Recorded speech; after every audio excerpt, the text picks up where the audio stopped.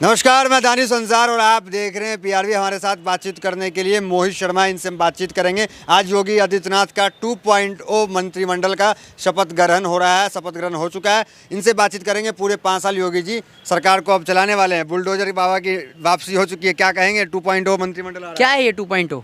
क्या है ये? आप बताओ ना क्या है। मैं बताता हूँ आज ये 2.0 क्या है। जब पेट्रोल के दाम बढ़ रहे हैं, डीजल के दाम बढ़ रहे हैं, तो जनता बोलती है ना कि आप किसी को बताते हैं कि सरसों के तेल के दाम बढ़ गए, तो जनता कहती है ना ओ। तो अब इसी तरीके से पूरे 5 साल जनता चिल्लाएगी ओ। जब दाल के दाम बढ़ेंगे, गैस के दाम बढ़ेंगे, जनता करेगी ओ। और फिर जब उसके बाद में जब जनता चिल्लाएगी ओ, तो हम कहेंगे भैया यही है आपका 2.0। तो यही है 2.0, चलता रहेगा 2.0। और अभी आप ये देखिए, हिंदू खतरे में था। हिंदू खतरे में था। हिंदू इतना डरा हुआ था कश्मीरी फाइल्स देख के कि योगी जी ने डरे हुए हिंदू को बाहर निकालने के लिए तुरंत गैस पे 50 रुपये बढ़ा दिए, ताकि हिंदू जो है वो डर से बाहर आ जाए। इसलिए गैस पे 50 रुपये बढ़ा दिए। ताना मार रहे हैं, शुभकामनाएं देना चाहिए कि 2.0 मंत्रिमंडल का विस्तार हुआ। अरे भैया, शुभकामनाएं तो दे रहे हैं। ये देखिए, अभी तो शपथ ग्रहण समारोह शुरू भी नहीं हुआ और मैं आपको बता दूं कि पुलिस ने कपड़े उतारकर पीटा। जौनपुर की दलित महिलाओं ने कपड़े हटाकर दिखाए जख्म। ये देख लीजिए, अभी तो शपथ ग्रहण समारोह शुरू भी नहीं हुआ। पूरे 5 साल बहुत सारे कार्यक्रम देखने बाकी हैं। Just wait and watch. आपका 2.0 में इतना जनता को रुलाया जाएगा, इतना जनता को रुलाया जाएगा कि जनता ओ चिल्लाती रहेगी और योगी जी और मोदी जी दोनों मजे देते रहेंगे। आपके अनुसार 2.0 फ्लॉप रहेगा? अरे फ्लॉप तो है ही, फ्लॉप तो है ही। मैं आपको बता दूं सीधे तौर पे कि एक बार को ये मोतियाबिंद का इलाज है, लेकिन ये मोदियाबिंद का कोई इलाज नहीं है। ये क्या होता है? पे बता दूं, ये सीधे तौर पे ये अंधभक्ति है। मोतियाबिंद और क्या है? मोतियाबिंद का इलाज है, मोदियाबिंद का कोई इलाज नहीं है। हाँ, तो शुभकामनाएं आखिर आप नहीं देंगे? कल तक ईवीएम कर रहे थे, आज अगर शपथ हो गया तमाम चीजों को नकारते हुए। सुन लीजिए, शुभकामनाएं दे तो रहा हूँ, मैं शुभकामनाएं दे तो रहा हूँ। दाल के दाम बढ़ गए, डरे हुए हिंदू को बाहर निकालने के लिए 50 रुपये सिलेंडर पे बढ़ा दिए, इस बात की शुभकामनाएं। वहाँ उत्तर प्रदेश के अंदर एक महिला के साथ बलात्कार हुआ स्टेशन पे, इस बात की शुभकामनाएं। जौनपुर के अंदर एक महिला को मारा गया, इस बात की शुभकामनाएं। किस किस बात की शुभकामनाएं दूं? या इस बात की शुभकामनाएं दूं कि किताब और कॉपी पे 24% टैक्स लगा दिया गया है। क्या लगता है जो मैनिफेस्टो था उनका, उस पे काम करेंगे? क्या लग रहा है? मैनिफेस्टो पे कोई काम नहीं कर। साकार होगा? ये इस देश के अंदर मौजूदा सत्ता में बैठी सरकार इस बात को बखूबी जान चुकी है कि इस देश के अंदर ना कोई स्कूल बनाइए, ना कॉलेज, ना अस्पताल, ना विश्वविद्यालय। बस एक मंदिर खोल दीजिए। मंदिर से तो अच्छी अच्छी सरकारें बन जाती हैं, तो स्कूल, अस्पताल और विद्यालय बनाने की मंदिर को लेकर बड़ा हमलावर आप हो जाते हैं। आप कहते हैं मंदिर खोल, क्या मंदिर आस्था का सवाल है? अगर कोई मंदिर बनता है तो क्या दिक्कत है? हाँ, तो मैं वही तो कह रहा हूँ, मंदिर आस्था का प्रतीक है, मंदिर खोलिए। स्कूल और कॉलेज की क्या जरूरत है? मंदिर है भैया। स्कूल कॉलेज भी जरूरी है और मंदिर खुलता है तो उसमें आपत्ति क्यों जरूरी है? मोदी जी पढ़े लिखे हैं जो स्कूल की जरूरत होगी? बताइए, अगर स्कूल जरूरी होता। एक मोहित शर्मा ही पढ़ा लिखा है, बाकी सब जाहिल है, अनपढ़ है। अगर स्कूल जरूरी होता तो 24% टैक्स किताब कॉपी पे थोड़ी लगाया जाता। और मंदिर तो लोगों की आस्था का प्रतीक था, है और रहेगा। और मंदिर के नाम पे पहले कभी राजनीति नहीं हुई, अभी मंदिर के नाम पे राजनीति देखने को मिल रही है। मंदिर जाते हैं, टीका लगाए हुए? हाँ, तो जाते हैं। हम तो मोदी और योगी जी जब सत्ता में नहीं थे उससे पहले भी जाते थे। हमारा जन्म हिंदू धर्म में हुआ है, तो हम मंदिर नहीं जाएंगे तो कहाँ जाएंगे? मंदिर जाना हमारा अधिकार है और ये योगी और मोदी जी नहीं बताएंगे हमें। हाँ, या आप नहीं बताएंगे कि आप मंदिर जाएं या नहीं जाएं। हम आप बात करिए एजुकेशन, हेल्थ और डेवलपमेंट पे। खैर, उस पर बात मत करिए। वोट दी ना, तभी तो आए, उनके मुद्दे को जनता ने पसंद किया। या जनता ने वोट दिया तभी तो योगी जी बदले में दे रहे हैं, दाल के दाम बढ़ा रहे हैं, बदले में महंगाई बढ़ा रहे हैं। क्योंकि जो हिंदू है, अगर उसको खतरे से भैया, अगर आपको हिंदू को खतरे से बाहर लाना है तो आपको महंगाई को झेलना पड़ेगा।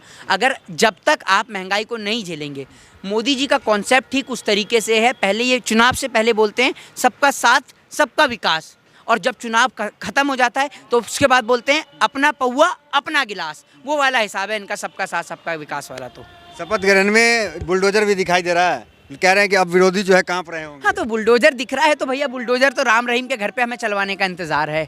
बुलडोजर हमें इंतजार है आसाराम के घर पे कब चलेगा। बुलडोजर याद है राम रहीम के घर पे कब चलेगा। और बुलडोजर भारतीय जनता पार्टी के एमएलए के घर पे भी चल जाना चाहिए। अब बहुत जरूरी है कि टैनी के घर पे चल जाए या बलात्कारी एमएलए कुलदीप सिंह सेंगर के घर पे भी चल जाए। कब चलवा रहे हैं बुलडोजर?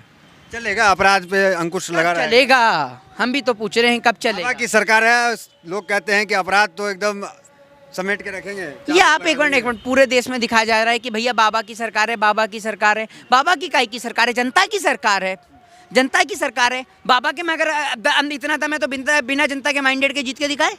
काई की बाबा की सरकार है? जनता की सरकार है भैया, जनता ने चुना है और जनता 5 साल भुगते भी। ताजपोशी का आपने देखा वीडियो वगैरह कितने इससे? क्या है ये ताजपोशी? क्या मतलब है ताजपोशी का? ये हिटलर शाही चल रही है यहाँ पर, राजा का शासन है ये, है ये डेमोक्रेसी कंट्री है, यहाँ पर सरकार बनती है। क्या होता है ताजपोशी? शपथ ग्रहण कह ले जिसे, ताजपोशी कह ले, शपथ ग्रहण। ताजपोशी, ताजपोशी का अर्थ जानते हैं आप क्या होता है? क्या होता है ताजपोशी?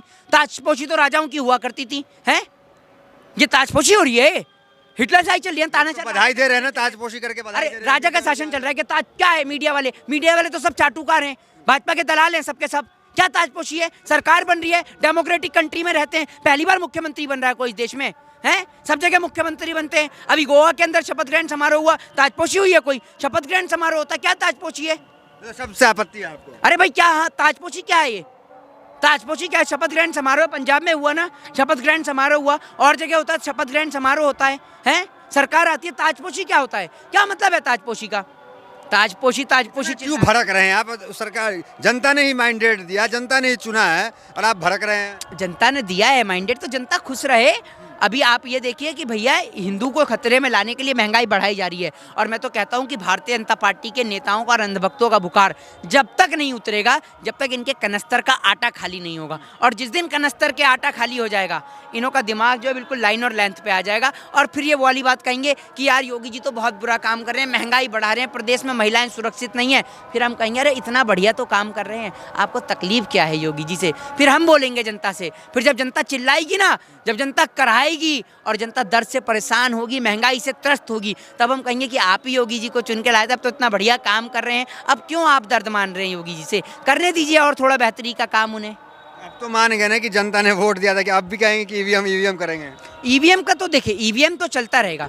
ईवीएम के बारे में जब तक नहीं पता चलेगा कि भाई स्ट्रांग रूम की दीवारें कैसे टूटी, बैलेट पेपर कैसे कूड़े के ढेर में पाया गया, तो ईवीएम को लेकर सवाल जारी रहेगा।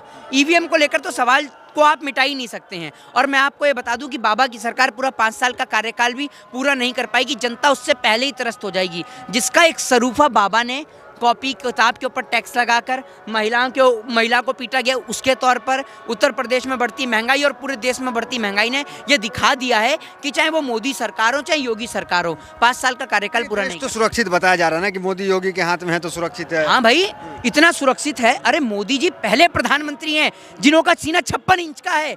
पहली बार ये पता लगाया गया कि किसी प्रधानमंत्री का सीना 56 इंच का है।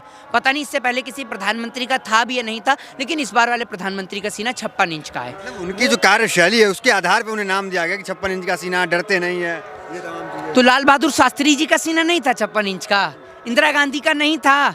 मना करिए एक बार।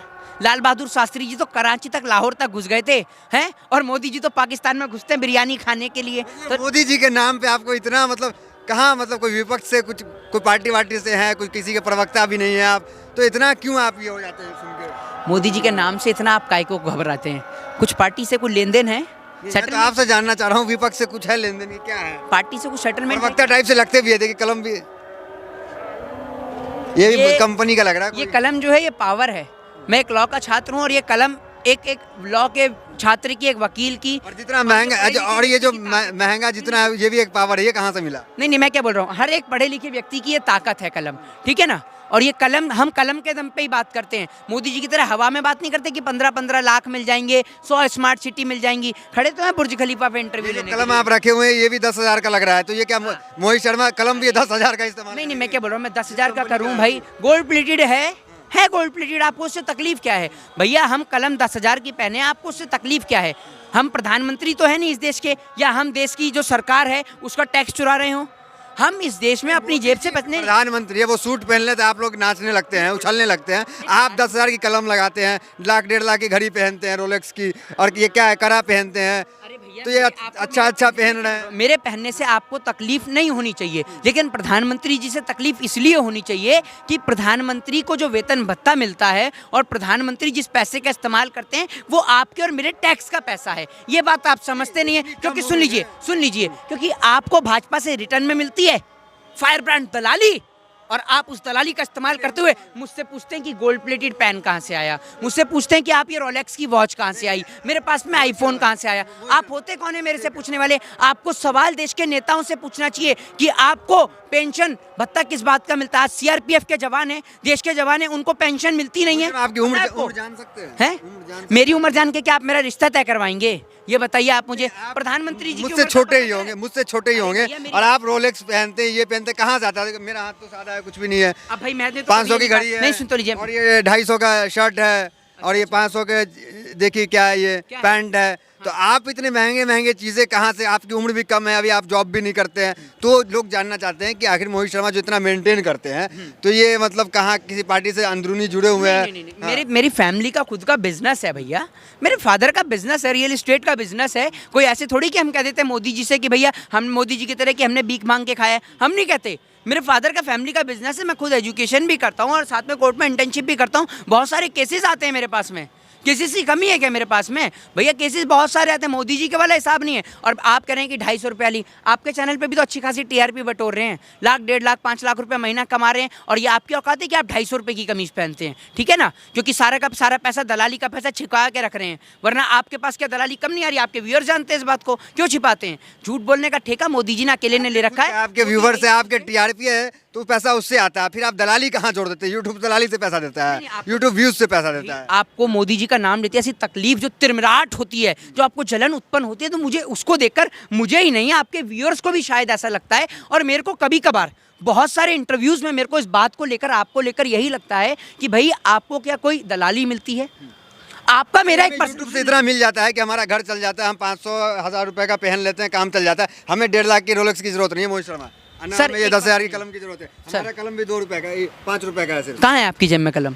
कहाँ है कलम? ये तो नेता होते हैं जो दिखाने के लिए रखते हैं। पत्रकार हमारी गाड़ी में कलम होगा पड़ा हुआ। मेरी बात तो सुन लीजिए, अगर आप ऐसे झूठ का खेल खेलेंगे ना सर, तो मैं अभी आपकी पॉकेट से हाथ डाल के निकाल के दिखा देता हूँ कि आपका ये रहा आईफोन, और ये 2 फोन लेके चल रहे। तो अभी एक मिनट, ये एडिटिंग कितने? 10 रुपए का है, ये 20 का है, ये क्या है? ये 10 रुपए का है, घर से गिफ्ट मिला है। घर से गिफ्ट मिला है? तो घर पे दलाली भेज रहे हैं, घर वाले गिफ्ट में भेज रहे हैं आपको, और 2 फोन लेके घूम रहे हैं। तो आप क्या कहेंगे अब इस बात के लिए? ये बताइए ना, इस बात के लिए आप क्या कहेंगे? तो इस पत्रकार सुनिए, पत्रकार ये जरूरी चीजें होती है जिसको रखना पड़ता है, महंगाई थोड़ा हो। ये विषय नहीं है कि आपके पास पैसा कहाँ से आता है या मेरे पास पैसा कहाँ से आता है, ठीक है ना? क्योंकि आपके पास पैसा जो यहाँ से आता है वो पूरा देश जानता है कि आपके पास दलाली का पैसा आ जाता है। हमारे पास जो टीआरपी, हमारी जनता जो हमें देखती है उसका पैसा आता है, सब जानते हैं, व्यूज के हिसाब से पैसा मिलता है, सबको पता है। आपके पास कहाँ से? मेरे पास में ऐसी खबरें भी आती हैं, और आप क्या समझते हैं सूत्र सिर्फ आपके हैं? सूत्र मोहित शर्मा के भी हैं, और मोहित शर्मा के सूत्र बताते हैं कि भाजपा का कैंपेनिंग कहीं पे करने के, किसी का एडवर्टाइजमेंट करने के 4-5 लाख रुपए आप भी समेट लेते हैं यूपी इलेक्शन में। कलम की ताकत पे झूठ मत बोलिए। सूत्र कहाँ से? आपका सूत्र कहाँ से आए? कहाँ से सूत्र मिला? सुन लीजिए, आपको सारी बात, अगर कलम पे भरोसा रखते हैं तो आरोप लगा देते हैं कि हम बीजेपी का प्रचार कर रहे हैं। अगर कलम के सिपाही हैं तो कलम को हाथ में लेकर कह दीजिए कि हमने आज तक किसी से ऐसा पैसा नहीं लिया। कलम के सच्चे सिपाही हैं तो बोलिए कलम को हाथ में लेकर। झूठी अफवाहें ना फैलाएं किसी के भी बारे में, चाहे आप हो चाहे मैं हूं। और अगर कलम के सच्चे सिपाही हैं तो कलम हाथ में लेकर बोल दीजिए, वरना मैं तो कलम में हाथ में लेकर बोलता हूं कि मोहित शर्मा को किसी की दलाली नहीं मिलती है। आप बोल दीजिए कि आप संसार को भी आप कलम दे ही नहीं रहे, देखो कलम पकड़ने ही नहीं दे रहे। कलम दे रहा हूं, और आप बोलिए कि आपने आज तक किसी पार्टी का 1 रुपया नहीं लिया। कलम के अगर सच्चे सिपाही होंगे तो कलम अपमानित नहीं होनी चाहिए। अगर आपका ज़मीर जिंदा है तो कलम हाथ में लेकर बोल दीजिए। हमने आज तक, चाहे वो भारतीय जनता पार्टी हो, चाहे वो कोई भी पार्टी हो, क्षेत्रीय पार्टी हो या कोई भी पार्टी हो, उनका 1 भी रुपया हमने नहीं लिया। और कुछ पैसा मैंने अगर लिया भी है तो एडवर्टीजमेंट दिखाने के लिए जो तमाम मीडिया लेती है वो मैंने लिया। वो छोटा रकम, जो एकदम छोटी से छोटे रकम है, जिससे आपके एक फ़ोन तक आ जाएंगे या वो भी शायद ना आ पाएंगे। तो ऐसा कुछ नहीं है। देखिए, कलम को हाथ में लेके आधा अधूरा सत्य तो इन्होंने बोल दिया कि छोटा मोटा रकम जिससे फ़ोन वोन आ जाता है। छोटा मोटा रकम जानते हैं आप इनकी नज़र में कितना होता है? 2-4-5 लाख। ये छोटा मोटा रकम होता है। नहीं, एडवर्टीजमेंट नाम की कोई चीज़ होती है। मीडिया संस्था तभी चलती है जब उसको प्रचार मिलता है, चाहे नेशनल मीडिया हो या हम जैसे छोटे मीडिया हो। अगर हम नहीं होंगे, हम तेल का पैसा कहाँ भराएंगे? अब ये यहीं जिस तरीके से बहुत सारे लोग जानते हैं कि न्यूज़ 18 हो चाहे और तमाम चैनल, उनको अंबानी और अडानी साहब चलाते हैं, तो पूरे देश के पत्रकारों की औकात कितने तक है। और लोगों को ये भी पता है कि जब योगी जी माइंडेड से जीते तो हिंदी खबर के पत्रकार कैसे डांस करके दिखा रहे थे। तो पत्रकारों का और सरकार का ये रिश्ता क्या कहलाता है ये पूरा देश जानता है। जय हिंद, जय भारत, वंदे मातरम। ये मोहित शर्मा है जिनकी आवाज़ को हम लगातार पीआरबी पे दिखाते हैं, आप भी जानते हैं। अगर हमें किसी पार्टी से दलाली मिली होती है तो शायद कहा जाता है कि मोहित शर्मा की आवाज़ को आप अपने चैनल पे क्यों दिखाते हैं? लाखों लोग देखते हैं, करोड़ों लोग दिखाते हैं। सुनिए, मेरी बात सुन लीजिए। वो आप इसलिए दिखाते हैं कि अगर मैंने कुछ पत्रकारों को इंटरव्यू देने से इनकार किया था तो मुझे बदले में ये मिला कि वो लोग अपने यूट्यूब चैनल पे मेरी तस्वीर ला के लिख के ये लिखते हैं कि मोहित शर्मा ने एक सच्चे पत्रकार को इंटरव्यू देने से किया इनकार, तो वो आपकी भी मजबूरी है। और अगर आपको इंटरव्यू देने से मना कर दूं तो भैया आप मेरे बारे में विरोध में भी चलाते हैं। लेकिन हमारा काम है सत्य को दिखाना, और पत्रकार हैं, पत्रकार बहुत से जीवित हैं जो सत्य को दिखाते हैं। आप भी करते हैं सच्चाई का काम, ऐसा नहीं है कि हम कहते हैं, लेकिन ये है कि उसको पूरा प्रॉपर सत्य के तौर पर दिखाए। जय हिंद, जय भारत, वंदे मातरम।